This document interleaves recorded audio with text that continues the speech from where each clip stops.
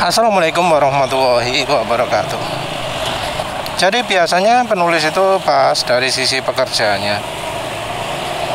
Kali ini penulis bahas gap antara pimpinan dengan bawahan. Ya terutama nyindir pabrik oli, pabrik otomotif ya.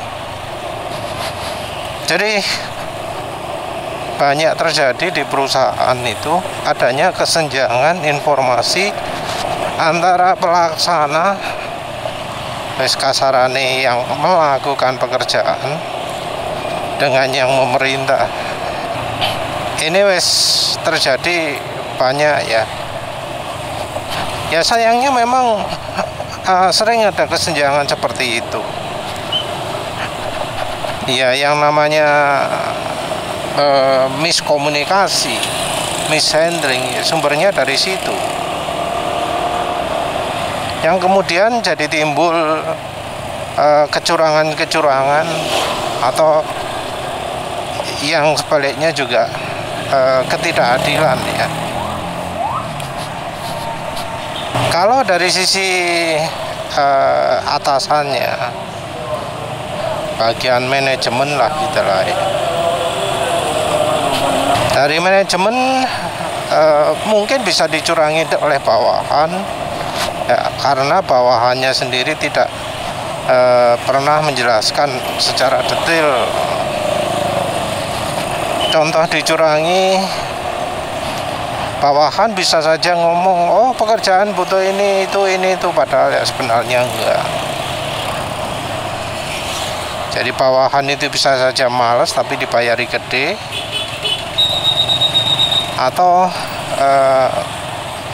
mengerjakan sesuatu yang kecil tapi dapat nilai yang besar. Begitu juga sebaliknya ya. Dari bawahan mengerjakan sesuatu yang besar tapi tidak mendapat nilai atau dinilai kecil oleh atasannya.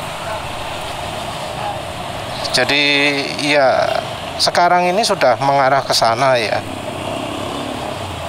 Sudah ya trennya seperti itu. Jadi sekarang ini kan pemerintah telah memudahkan pabrikan untuk mengontrak karyawan. Jadi mungkin ada batasan 5 tahun, ada batasan apa lagi gitu ya. Tapi ya nyatanya itu disalahgunakan gitu. Jadi kerja kontrak itu benar-benar menguntungkan pabrikan dan merugikan ya bawahannya. Yang sering jadi masalah itu kalau soal kontrak itu, terutama karena ya namanya kontrak juga nggak tetap. Dari sisi yang pelakunya, yang mengerjakannya ini nggak ada namanya kepastian ya. Jadi orang pekerja itu kan pengen dapat kepastian. Ini apa saya bisa bekerja di perusahaan ini sampai saya tua gitu ya. Apa kalau pas perusahaan kurang uang dikit langsung pecat gitu ya. Jadi kontrak itu sifatnya membuat karyawan jadi sangat-sangat nggak percaya diri pada perusahaan.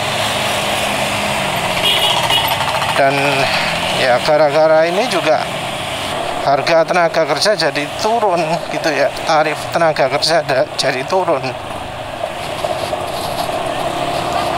Karena tadi turun, motivasi kerja kurang. Ya jadilah munculnya kecurangan-kecurangan. Yang kena tentu yang jujur-jujur ya. Sing atasannya jujur, sing bawahannya jujur, kena. Tapi ya sayangnya pemerintah mengkondisikan seperti itu. Peraturan-peraturan sepertinya lebih mempermudah yang punya uang ya. Ya yang kaya makin kaya, yang makin miskin gitu istilahnya. Nah, dari sistem kontrak ini kesenjangan informasi jadi makin besar.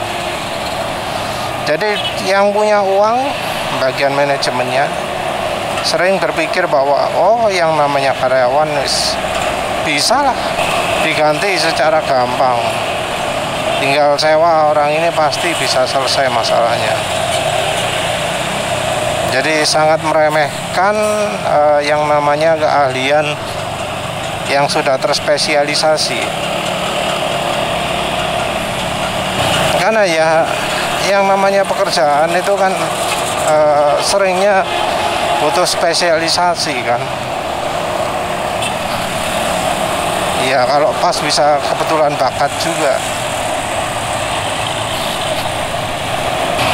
Selain spesialisasi juga ada skill ya, skill yang muncul karena ya kebiasaan melakukan sesuatu ya secara terus-menerus.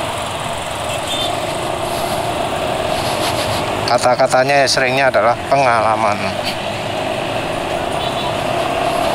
Ya namanya karyawan kontrak itu seringnya adalah karyawan yang nggak pernah bekerja secara permanen. Jadi ya karena dari karyawannya sendiri punya keinginan untuk bisa bekerja secara permanen, nggak melihat masa depan pada perusahaan tersebut, butuh yang namanya cuti, butuh yang namanya THR gitu ya.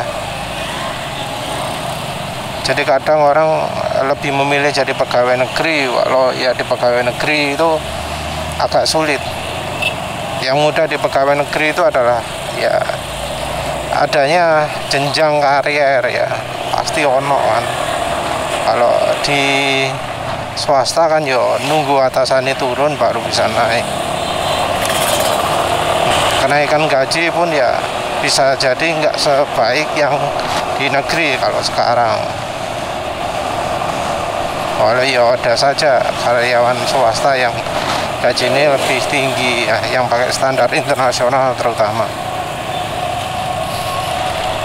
Nah masa kerja yang sedikit ini ya seringnya jadi sumber ketidakefisienan ya. Jadi misal kalau tenaga baru masuk gitu ya, maka bakal butuh ya bisa sampai berbulan-bulan, mulai dari 1 bulan sampai 6 bulan sebelum bisa bekerja efektif.